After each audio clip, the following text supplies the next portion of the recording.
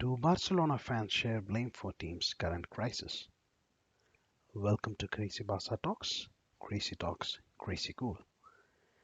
At the onset, this question appears to be crazy, but I will admit that it's a bit funny and sarcastic. But is there something the fans did which may have brought this crisis upon them? Some fans, especially the Valverde fanboys, could argue that there's no crisis. We are second in the table and leading our group in the Champions League. So there is no crisis. But then those would be guys who rarely watches matches and most see the goals and highlights the very next day. Every match, the story is the same. We get scared our life out. My goodness, I mean it's just you survive the match and then the result somehow is very lucky. You feel like okay, the team is lucky every time it is happening, especially this season.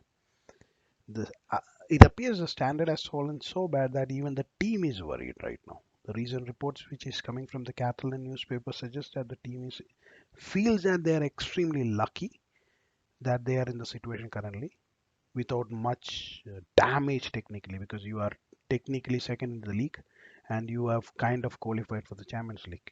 Even though the team is very aware that they are playing so pathetically. But where did it all start?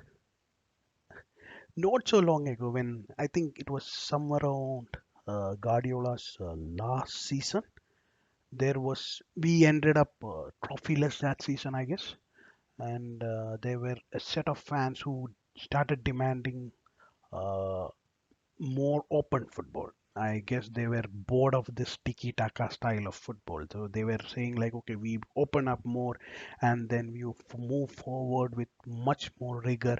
You will be much more successful and all those things. So as I said, they kind of got bored of tiki-taka, which was the soul of that team, technically speaking. And then they always pointed out that the over reliance of possession football where the reason why we are occasionally struggling against certain teams, and that occasional was very rare itself. Let's one Inter match or one Chelsea match or one Liverpool match or some one or two specific occurrences. But every match in those times where like we start in the paper and before the match we were always the favorite. Those days are long gone. We don't start as favorite now in any matches. And at least this season we start at par with even the lowest ranked team technically.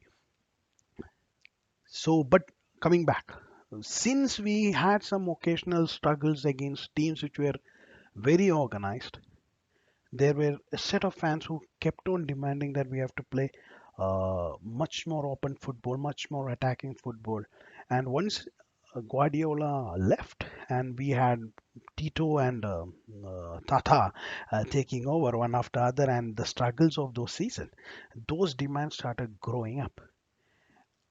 Along came Luis Enrique, and that was their answer to the prayers, and he started playing a much more open football, and we won the treble. And guess the fans were proven right, isn't it? But not exactly. Uh, we fans are genuinely good at condensing an entire season into mere stats. Uh, if you look at stats, that was a grand season. Like we won the treble. I mean, you can't ask anything more. But he was everything so great in that Luis Enrique's first season. If any of you actually remember, it wasn't, because I remember very clearly that it wasn't.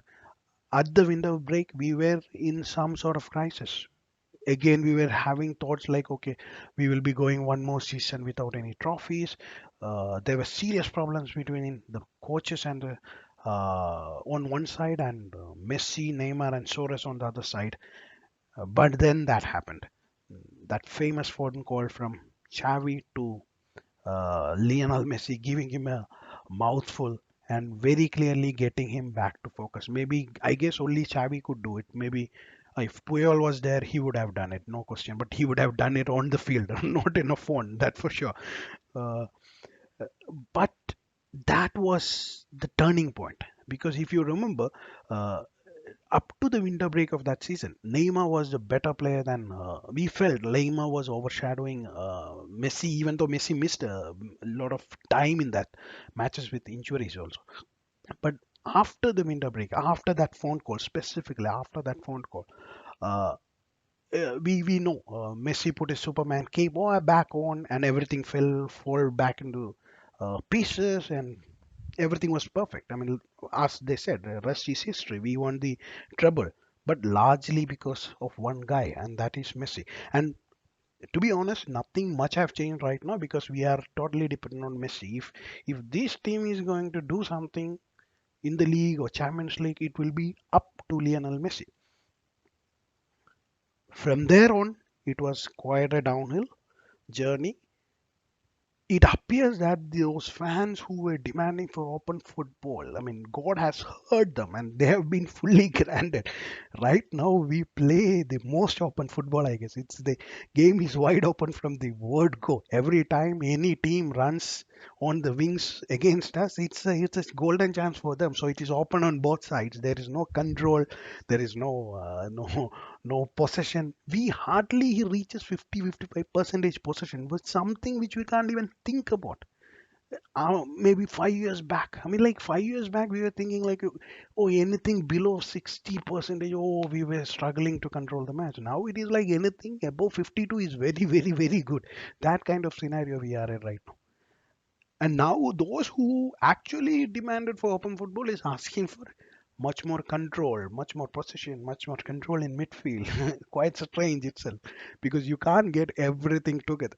It's a trade-off between this. So you asked for open football, you got it technically. Now you can't say that I don't want this much open football. I want only less, a bit of open football and a lot of possession. Nah, that won't work because the identity of the team has been destroyed right now. It doesn't have any identity. We don't know where we are going.